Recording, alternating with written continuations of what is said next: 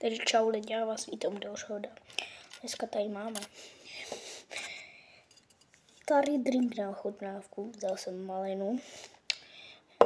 V obchodě byl ty, ale tohle jsem si vybral. Máme tady šťávu malinovou, to tam vypadá jak voda. A malina tady drink.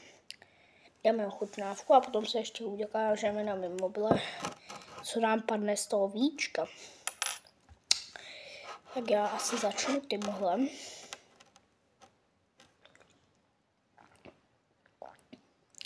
To není tady drink, to je ta šťáva, vůbec nechutná dobře.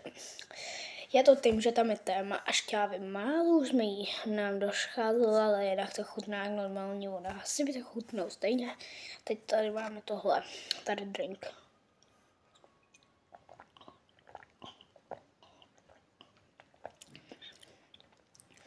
Jako je to dobroučký. Ale takový, že moc přesazený, ale lepší. Takže teď tady máme můj mobil jiný. Já to naskenuju.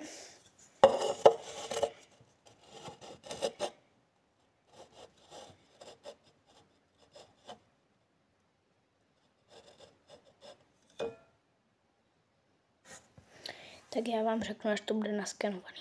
Takže už jsme to tady nastavili. Máme to tu.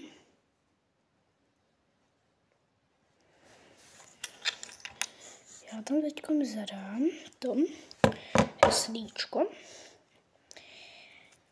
Tak se ale dělá něco. Tak jo, zadejte kód. Já vám řeknu, že bude naskenovaný. Padla nám 20% sleva. Co si budem, našel jsem i bugy. Nevím, jestli chcete vidět tyhle bugy, ale nespíše ano. Jak se to dělá? Takže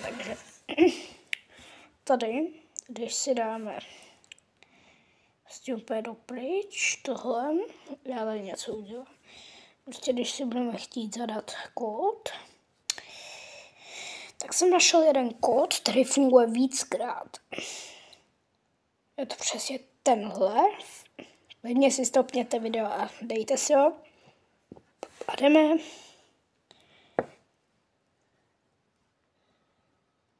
A nic. Je to hrozný scam. Už jsem to zkoušel několikrát, měl jsem jich mega moc, ale bohužel nic z toho. Tak